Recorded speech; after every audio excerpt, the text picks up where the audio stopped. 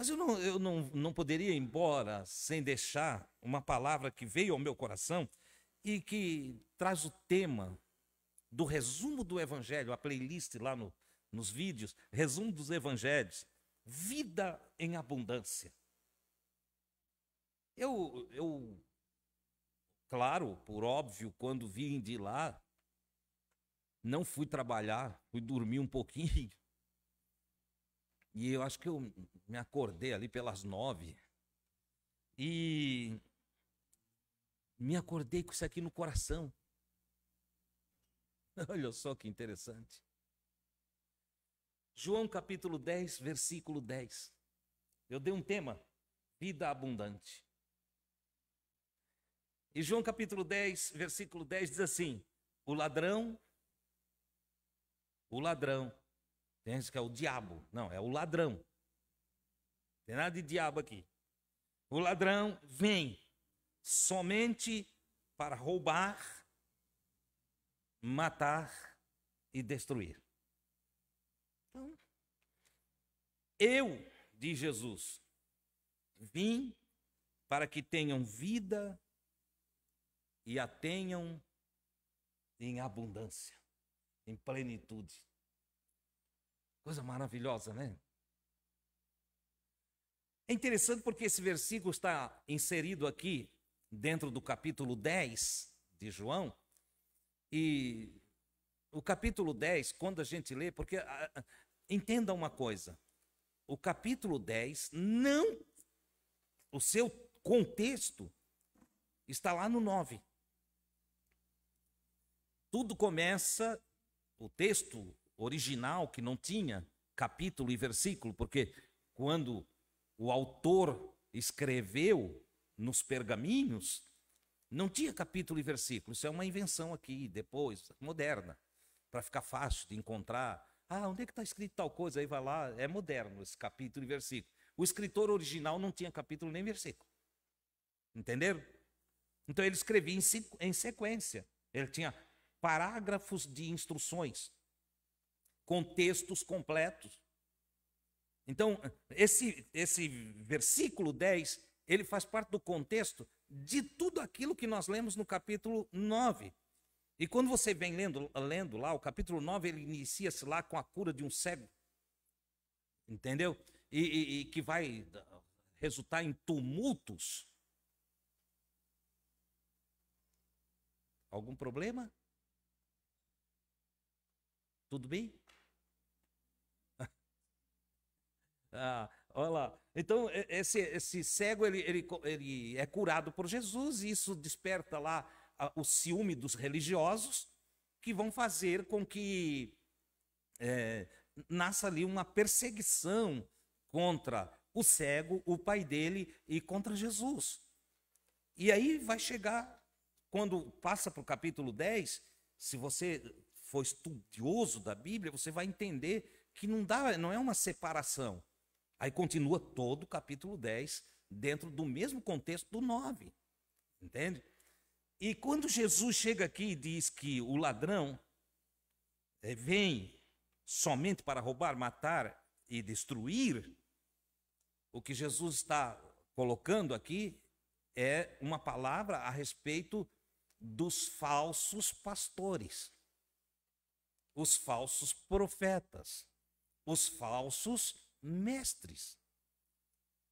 Eles é que querem destruir a fé dos que de fato confiam em Deus, que perseguem aqueles que, amando a Jesus, seguem as suas palavras. Eles é que ficam revoltados quando alguém que faz um bem e por dons de Deus consegue manifestar glória e poder divino para curar alguém, porque tem os dons que Deus distribuiu aos homens. Eu quero que com isso você entenda. Lá numa tribo indígena remota, onde nem sabe ler, nunca chegou ninguém anunciando o evangelho, tem um curandeiro lá.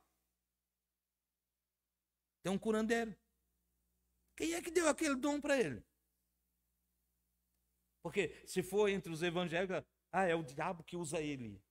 Ele é feiticeiro, ele é não sei o quê. Não tem nada disso. Entendeu? Foi Deus que deu o dom para ele cuidar daquela comunidade lá. Lá vai estar um homem com um dom de Deus. Mas se não é da minha igreja, se não pertence à nossa denominação, se não faz parte da nossa congregação, qual é a taxação? Isso aí é coisa do inimigo. Eu nunca vi inimigo curar cego. Entendeu? Isso aí é não sei do que. Aí vão taxando, aí vem as taxações. É macumbeiro, é pai de santo, é feiticeiro, é isso, é aquilo, é mágico, é mago, boto de tudo. Entendeu? Não, queridos. Aquele sujeito está lá por necessidade daquela tribo. E quem deu a ele dons foi Deus. Foi Deus. Alguns deles têm a habilidade de olhar uma árvore. Eles nunca estudaram. Você entende? Não teve academia científica para formá-los. E eles olham uma árvore e dizem, isso aqui serve para isso. E vão lá e fazem chá daquilo lá e dá certo. E mais tarde, quando toda a academia científica, depois de botar em laboratórios por anos a fios e fazer testes, eles estão certos. Eles estão certos.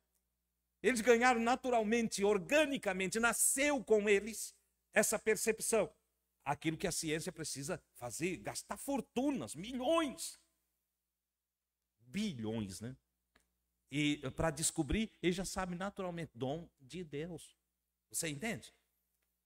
Mas, mesmo que eles curem paralíticos, mesmo que eles curem cegos, mesmo que eles deem vida aos mortos, ainda assim são taxados de feiticeiros e de filhos de Satanás e toda essa coisa, porque o religioso radical não admite que Deus possa usar alguém que não é da comunidade dele, que não convive com ele, que não está dentro dos padrões dele, que não passou pela escola dele.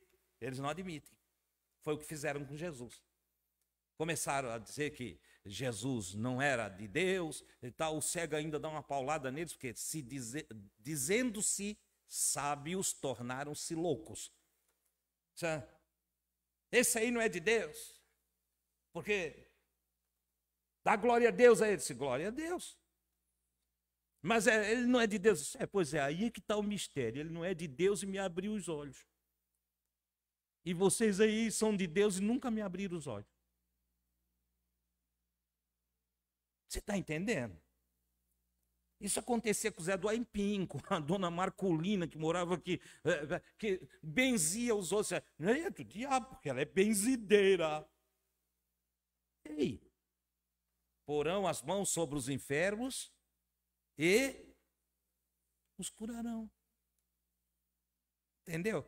Quem sabe você nunca curou ninguém porque não teve fé, ousadia, coragem para colocar a mão sobre o doentinho e dizer para ele, meu irmão, tenha saúde. Meu irmão, seja aliviada a tua dor. Entendeu? Ai, Jesus cura ele, Jesus cura ele. Jesus está onde? Onde é que Jesus está? O Espírito de Cristo mora onde? Em você? Então deixa ele fluir. Deixa ele fluir. Entendeu? Tem pai que a criança está lá sofrendo e não, eu vou levar ele na fogueira santa. Não é para queimar o bichinho, é para abençoar ele. Entendeu? Vou levar na fogueira santa. Não, eu vou subir o Morro da Cruz de joelho, porque daí Deus vai curar ele. Não precisa, meu filho. Deixa fluir o Espírito de Cristo na tua vida. Vai lá no lado da cama do teu menino, da tua menina. Bota as tuas mãos sobre ele. Botar sobre não é... Você sabe o que é botar sobre, né? É botar por cima. Não é também para apertar a cabeça dele, não é para esmagar a muleira do bichinho, não. Entendeu? É porque tem pregador por aí, já viram? Bota a mão, fica apertando que chega a derrubar as pessoas. Ai, caiu no poder de Deus. Que poder de Deus o quê? Apertou a cabeça, as fontes da pessoa, entende? E ainda empurrou, cai. Isso não é poder de Deus, não. Poder de Deus é levantar o caído. É poder de Deus. É o poder do amor, da graça, da misericórdia, da bondade. Entendeu? E lá, tá caído, vai ali e levanta. Eu fui numa igreja, acho que eu já contei, não sei. Se eu for repetitivo, vocês fazem o que o irmão Nivaldo ensina. Pega a ponta da camisa e segura assim. Aí eu vou saber que estou sendo repetitivo. Entendeu? Mas eu estava em uma igreja em que... Alguém diz que não é para eu fazer assim. Mas é verdade, quem me ensinou isso foi o Márcio. Tá? Aí, resultado. O cara derrubando lá os irmãos. Aí estava lá uns 20 no chão, caídos lá no chão. Aí eu olhei aquilo, eu disse, eu conhecia aqueles irmãos. Eles eram pessoas dedicadas. Eram pessoas que frequentavam a congregação constantemente. E ele derrubando, e aí daqui a pouco ele usou uma palavrinha que me deixou indignado. Eu fiquei igual Davi lá no campo de batalha. Entendeu? Quando ele ficou indignado com Saul, com o Golias, e disse, quem é esse incircunciso aí para falar uma bobagem dessa? Falar contra os filhos de Deus, os servos de Deus. Entendeu?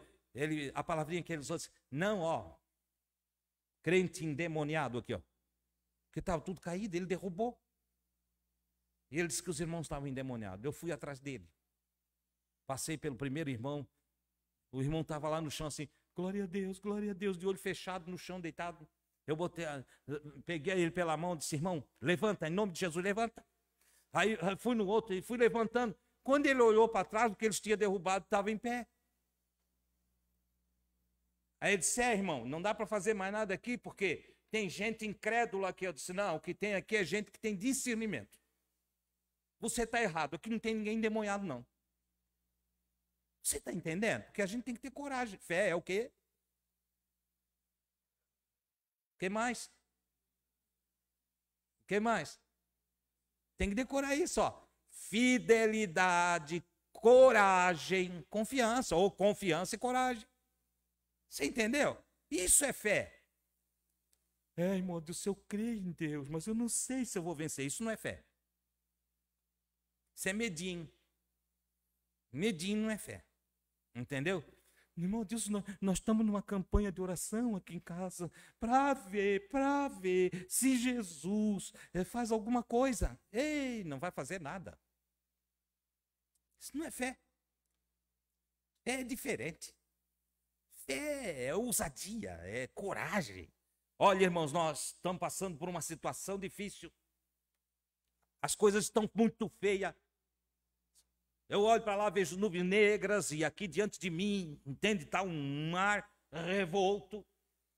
E quando olhei para trás, tem uma porção de adversário querendo a minha derrota. Mas eu vou dizer um negócio para vocês. Já estou conversando com o meu Deus e eu vou sair dessa. Eu sou vencedor em nome de Jesus. Pronto. Acabou-se. Não tem aqueles inimigos, tudo que você via? Você entende, não é inimigo místico, tá?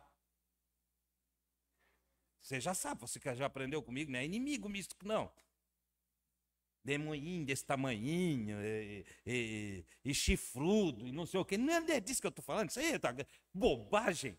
Estou falando daqueles inimigos, aquele amigo que quer te tirar da empresa, aquele outro que tem inveja de ti. Isso aí, os inimigos são pessoas. Quando eu falar inimigos aqui, eu estou falando de pessoas, entendeu? É o teu vizinho encrenqueiro, que folgado, entende? Quer se aproveitar da tua bondade. Quando você olhar de novo, sumiram. Sumiram. Você não moveu uma palha, mas você falou a palavra da verdade, com ousadia, com coragem, com fé, e se comportou fielmente a sua fé. É disso que se trata.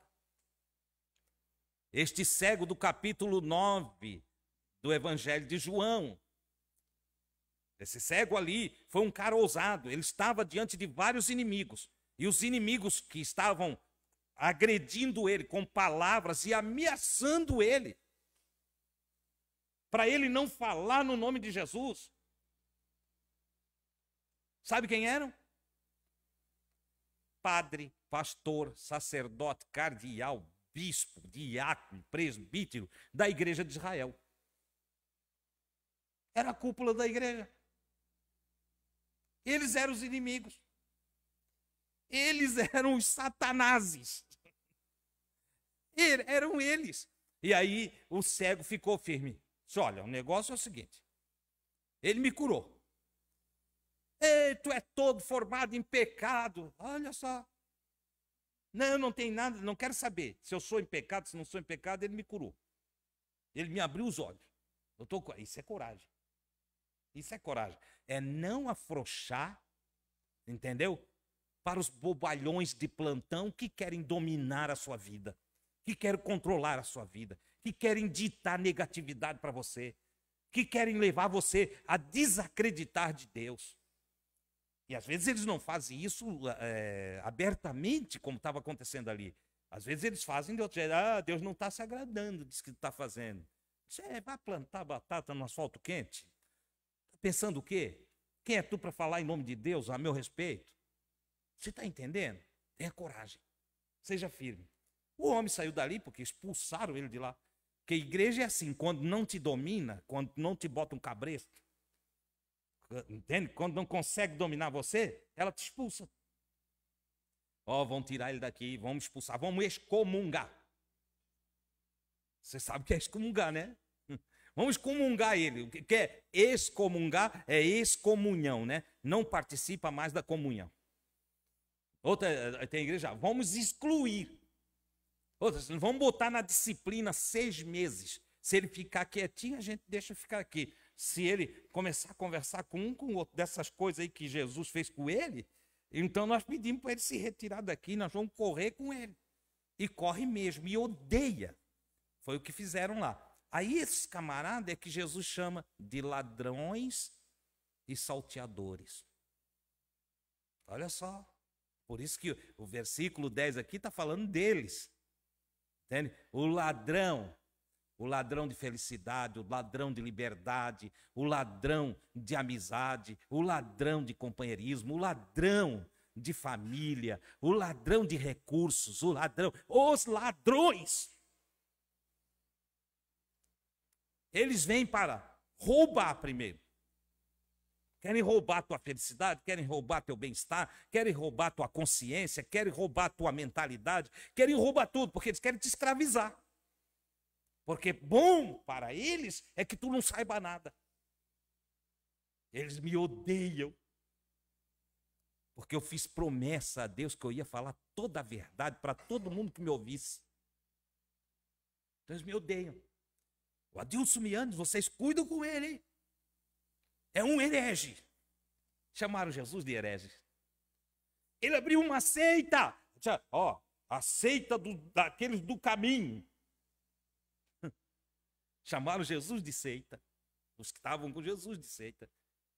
E Jesus disse assim: bem-aventurados sois vós, quando por minha causa vos perseguirem e mentindo disserem todo mal contra vocês. Fiquem tristes. Ninguém vai me corrigir? Não é para ficar triste? Ele disse, alegrai-vos. Alegrai-vos. Alegrai-vos quando? Quando todo mundo dá parabéns para você? Quando o mundo diz, tu é um pregador excelente. Tu falas o que eu gosto. É assim? Ele disse, não, quando for assim, vai orar. Tem cilada. Entendeu? Tu pode te empolgar. Mas, quando disserem, ele não presta, ele é herege, ele é satanista, ele é usado pelo capeta, ele é não sei o quê, ele é isso, ele é aquilo. Alegrai-vos quando fizerem isso por minha causa, quando vocês estiverem ensinando o que eu ensinei, quando vocês estiverem vivendo o que eu vivi, quando vocês seguirem o meu exemplo. Se alguém falar isso de vocês, não fiquem tristes. Alegrai-vos, porque é grande o vosso galardão. Aonde? E onde é o céu? Eu sei, esse irmão Adios faz cada pergunta. Onde é o céu? Lá, é?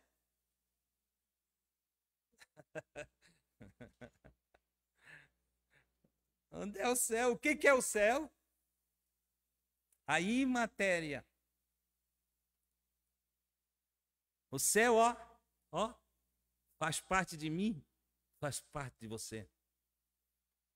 Você está entendendo? A palavrinha céu é uma palavrinha criada para falar daquilo que não é matéria. O seu espírito é matéria? Sim ou não? Não. Então ele é céu. Quando Paulo fala das regiões celestes, dos combates dentro das regiões celestes, do que ele está falando? As potestades do ar, dos sopros. Ar, né? De pneuma. As potestades, as forças que sopram. Não vai dar errado. Ei, onde é que está acontecendo isso? Na mente. Ei, regiões celestes. Regiões celestes. É a nossa mente. Porque não temos que lutar contra a carne, um contra o outro, de soco, boxeador. Não. Não temos que lutar contra a carne, nem contra o sangue. Ou seja, eu não luto contra a carne, nem contra sangue, nem contra os meus irmãos de sangue, nem contra os meus irmãos de carne. Não. Mas sim contra os principados, as potestades, as hostes infernais da maldade. Irmão, estás vendo? Potestade. Você sabe o que é uma potestade? Não vou ensinar hoje não, mas vai estudar. Tá? Hostes. Entendeu? São os combatentes. Então, as hostes infernais do quê? Da maldade. Nas regiões celestiais e imateriais. Os combates da mente. Paulo falou desse combate e disse: o bem que eu quero fazer, eu não faço. E o mal que eu não quero fazer, eu faço. Sim, meu Deus, miserável homem que eu sou. É claro que Paulo está contando a estrutura e a vida dele antes do encontro com Cristo. Tem que ver o contexto das coisas, não pode tirar fora. Quer dizer, graças a Deus por nosso Senhor e Salvador Jesus Cristo, que nos dá a vitória sobre nós mesmos, pois Ele nos ensina a vencer a nossa própria mente. Olha que coisa extraordinária. Então, as hostes e potestades e principados que se estabelecem nas cadeias de pensamentos, os pensamentos, como diz Augusto Cury, o cientista da inteligência, os pensamentos killer, querem assassinar os teus bons pensamentos. Entendeu? Os pensamentos de bem que tu carrega com você e que tem um momento que vem uma enxurrada de coisa ruim para te fazer sair daquele pensamento de bondade e te torna revoltoso contra a vida. É o combate que se dá nas regiões celestiais. Faça prevalecer toda a palavra de Deus dentro de você. Oh, glória, não age pelo teu próprio pensamento, mas vai lá, olha, o que eu falei no começo? A oração do Pai Nosso. Pai, eu submeto a minha vontade à tua. Opa, e aí você entra naquele paraíso do qual fala o escritor aos Hebreus, diz: resta ainda um repouso, um descanso, um lugar maravilhoso. Tem uma canção que se canta aqui. Há um lugar de descanso em ti. Oh, glória a Deus. E aí você adquire a sua paz. E o seu coração vira céu. É disso que se trata. Então Jesus diz, os combatentes da alma são os falsos mestres, os falsos pastores, os ladrões da tua liberdade, os ladrões de teus pensamentos. Aqueles que te colocam e instigam a meditação invertida da verdade, apontando versículos bíblicos. Se tu és o Filho de Deus, manda que essas pedras se tornem pães. Ei, porque está escrito. A maior tentação da família cristã é a citação de Bíblia fora de contexto. Está escrito, irmão.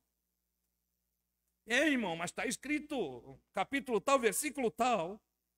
Querido, mas por que está escrito? Quem escreveu? Para quem escreveu? Por que escreveu? Qual a finalidade de ter escrito? Não é catando, pensando, versículozinho aqui e ali e colocando, porque isso faziam os fariseus, isso faziam os saduceus, que tendo a mesma Bíblia na mão, um era adepto da reencarnação e o outro era extremamente legalista. Com a mesma Bíblia. Com a mesma Bíblia. Por quê? Porque tiravam um texto fora de contexto. Mas eu estou te dando hoje texto com contexto. Do cego curado, a perseguição religiosa, porque Jesus não pertencia à igreja deles. Jesus não era fariseu nem saduceu. Entendeu? Nem trabalhava a corrente política de nenhum deles. Não uniu-se ao sinédrio, mas ensinava verdades para as pessoas humildes que queriam ter paz. O que ele chama de vida em abundância. Olha que coisa maravilhosa. Entendeu? E aí ele diz, olha, essa turma aí é ladrão. Às vezes eu ficava pensando, poxa, às vezes eu já disse que alguns líderes aí são ladrões. Eu estou fazendo errado. Não devo falar isso. Aí, de repente, eu me deparo com o capítulo 10, versículo 10 de João. Jesus diz, eles são ladrão. Entendeu? O negócio deles é roubar, matar e destruir. Como assim que eles matam, irmão? Eles acabam com as pessoas. Meu irmão mais velho não pisa dentro de uma igreja faz muitos anos, por causa de um pastor. Ele matou meu irmão, ele acabou com meu irmão. Entendeu? Meu irmão era um jovem, adolescente ainda. Ele nunca mais. Ele ama Deus. Você conversa, se você não o conhece, vai conversar com ele. Ele põe Deus em todas as coisas dele. Ele quer Deus. Mas ele não tem mais força para entrar numa igreja. Porque ele foi arrasado. Ah, mas ele tinha que olhar para ti, é fácil. Deixa eu judiar de você, deixa eu ofender você, deixa eu maltratar você na frente de uma congregação e eu quero ver você entrar pela porta dizendo que por Jesus eu fico aqui. Entendeu? Não dá para minimizar certas verdades. Conheci um senhor e conheço um senhor, ele ainda vive, que era zeloso dentro da sua igreja. Homem honrado, homem honesto, estudioso das escrituras. E um dia, por um negocinho que ele fez, a igreja o arrasou publicamente. É disso que Jesus está falando. Eles matam reputação. Se você não anda conforme eles querem, eles matam, eles destroem. Pega a reputação da pessoa, joga lá embaixo. Conheci uma irmã simples que foi confessar um erro para um pastor, porque o pastor utilizou-se de argumentações bíblicas e a gente tem que cuidar. E induziu ela a uma confissão. E ela confessou um erro de 15 anos atrás. Ela cometeu um erro. Ninguém sabia. Ela guardou com ela, mas induzida por uma pregação, ela foi lá e confessou para o pastor. O pastor pega e expõe ela. E o marido que vivia com ela em paz, entrou um ódio nele e um rancor, e passou a mão numa pistola e deu um tiro nela. Vocês estão entendendo do que Jesus está falando? O ladrão, o falso obreiro, o falso pastor. O diabo veio matar, roubar, matar e destruir. Não é diabo, não. Ou é, né? Mas é diabo pastor, é diabo profeta, é diabo, entendeu? É disso que se trata. Adversário de Jesus Cristo. Não conhece o que é amor, não conhece o que é misericórdia, não conhece o que é bondade, não conhece o que é longanimidade, não conhece o que é temperança, não conhece o que é zelar pela honra de uma outra pessoa. Entendeu? Não sabe o que é guardar segredo, é boca aberta. Você está entendendo? Então, ele disse, mas eu, Jesus, esses aí vieram para roubar você. Esses aí vieram. Eu vou dizer para vocês, pastor que fica pedindo dinheiro quer roubar tudo. Entendeu? Pastor que diz que se não der o dízimo tu não prospera, é ladrão. Eita, isso aqui vai sair lá na internet e vão me mandar me caçar. Você está entendendo? Ó Deus, tu não pode falar isso, porque tem homem de Deus. Não. Homem de Deus não pede dinheiro para ninguém. Eu fui obreiro em missões. Eu, minha esposa e 3 filhos. Nós fomos missionários em lugares que não tinha nada. Nunca ninguém soube do que eu precisava. Lembro-me de um dia na cidade de Meleiro,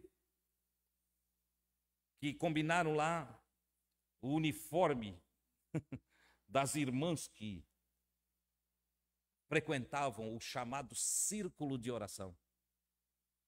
E a Gui chegou para mim e disse, o uniforme é esse. Eu disse, você sabe a nossa situação, não? Nós não tínhamos dinheiro, mal tínhamos para comer. E eu disse, mas vai ali no quarto, conversa com Jesus. E a Gui foi orar. Ela orou, eu orei também. E nós fomos dormir em paz. E no outro dia, pela manhã, ela estava fazendo o café. Alguém apareceu, uma irmã, uma sacolinha, disse assim, vê se esse sapato serve em ti. E a Gui calçou o sapato e servia, disse, é para ti. E olha, fulano de tal comprou, essa irmã era uma costureira. Fulano de tal comprou esse tecido aqui e pediu para eu fazer uma saia e uma blusa. Vim tirar as tuas medidas. E tirou as medidas da Gui e levou as medidas. E a Gui olhou para mim e eu disse, é bom falar com Jesus, né? Não precisa ficar pedindo oferta, não precisa explorar ninguém com dízimo nenhum. Nós já temos uma carga tributária elevada na nossa nação, é terrível a carga tributária. Quando Deus instituiu o dízimo para Israel, não foi para nós, ele instituiu para Israel, tá? Era um imposto único para toda a nação, 10%, todos pagavam igual, rico ou pobre, pagavam 10%, um imposto único. Você está entendendo? Esses ladrões pegaram o que está lá na lei e trouxeram para o Novo Testamento, que não tem no Novo Testamento. Entende? E começaram a botar na cabeça das pessoas uma mistura de graça e lei, que ninguém entende se é para guardar o Antigo Testamento, se é para ficar com o Novo. Tu chega lá, pastor, nós temos que guardar o sábado. Ele disse, não, isso é da lei. Aí você chega e diz, pastor, tem que dar o dízimo. Ele diz, tem que dar, senão Deus manda os gafanhotos te consumir e os pulgões pular em ti. Mas para aí, pastor, isso aqui também é lei. Aqui é Malaquias, pastor, aqui é o Antigo Testamento. É, para a guarda do sábado, ele não aceita. Aí se vai no Adventista, já tem que guardar o sábado. Entendeu? Tá, pastor, mas então nós temos que fazer também os sacrifícios. Precisamos oferecer bode, pombo, cabrito, boi. Não é da lei. A lei não vale mais. Então, mas o senhor diz que eu tenho que guardar o sábado. Então vocês estão entendendo a confusão que eles fazem? E as pessoas ficam tudo embaralhadas e discutem uma com as outras. E ao invés de viver em paz e de se amar, uma guerreia com a outra, uma fala mal da outra, uma diz que é mais crente do que a outra, e ninguém é nada. Todo mundo está precisando tomar da água da vida, que é Jesus. Todos estão precisando receber o Espírito Santo de Deus para amar mais, para abraçar mais, para ajudar mais, enfim, para ter vida e vida com abundância, em abundância, vida plena. Você entende? Eu tenho que concluir, as horas se foram, e eu que disse que ia falar só um pouquinho. Vocês perdoam eu, né, quando eu falho assim, né? É que é tão gostoso falar de Jesus. Eu não sei se é bom para vocês ouvir, mas para mim falar é uma benção. Entendeu? Você entende uma coisa? O ladrão veio para arrasar, para acabar com tudo. Mas eu, Jesus, vim para que tenham vida. Eu vim para fazer vocês ter vida. Eu não vou ter tempo agora, porque eu não vou discorrer sobre. Eu vou parar aqui, tá? Mas você leva para casa essa pergunta: o que é ter vida de verdade? Jesus veio dar vida. Ele veio para que eu tenha vida, para que você tenha vida. E o que é vida de verdade? Eu vim para que tenham vida. E a tenham em abundância. Meu Deus, me ajude aqui um pouquinho, vocês aí. O que você vê assim, ó, vida abundante? O que você entende por abundância de vida? Você consegue definir? Transbordamento de vida. Meu Deus, olha só. Eu vim para que vocês tenham vida e a vida de vocês transborde. Olha, vida que transborda. Alguém quer conceituar mais um pouquinho aí? Hã? Não, mas a paz, eu posso, na vida, ter momentos de guerra. Entendeu? A questão é outra, é vida. Concentre-se na vida. A vida. Um dia alguém perguntou para mim: ô Adilson, tu sabes, tens assim uma ideia do que Deus quer de mim? Porque eu tenho orado e ele não responde. Eu digo: Senhor, o que tu queres de mim? Eu disse: eu tenho a resposta para você. Tens, Adilson? Eu disse: tenho. E o que ele quer de mim, Adilson? Que tu vivas. Só. Viva. As pessoas estão significando a vida como se a vida fosse um pedaço de metal enferrujado. Ou como se a vida fosse uma coisinha qualquer. Como se a vida fosse um punhadinho de dinheiro, ou uma empresinha que ele abre lá, ou uma empresona. Como se a vida estivesse dentro das coisas que ele olha. Ei, a vida é o bem mais valioso que Deus nos deu. Nada supera a vida. Jesus vai fazer colocação da vida. Eu estou dizendo que eu ia parar e vocês já estão vendo eu pregar de novo. Surgiu outro tema. Eu já vou para um novo tema, tá bom?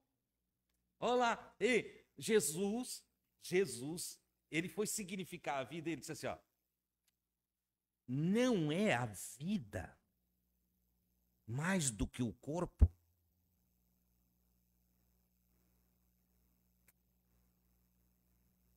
Para pensar nisso. Eu vou parar, prometo que eu paro. Mas, por favor, lá em casa de vocês, pense nisso. O que é a vida? Jesus disse que veio para dar vida em abundância. Mas o que é a vida? Se eu não souber primeiro definir vida, e eu vou ajudar aqui vocês só mais um pedacinho, uma palhinha para aquilo que vocês vão pesquisar. A palavra grega traduzida por vida aqui é zoe.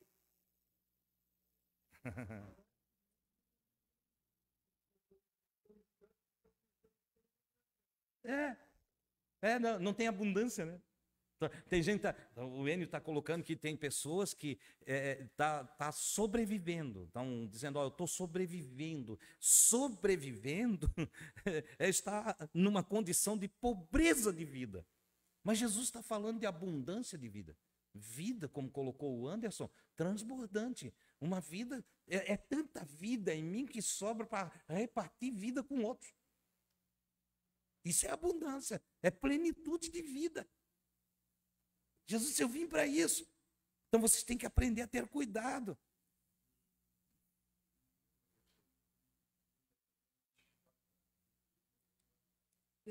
Mas a palavrinha zoe lá, ela vai tratar justamente dessa vida que não é matéria, mas que é aquela coisa que dentro de nós energiza a própria matéria. Mas aí é um assunto para quem quiser vir terça que vem. Queiram estar em pé.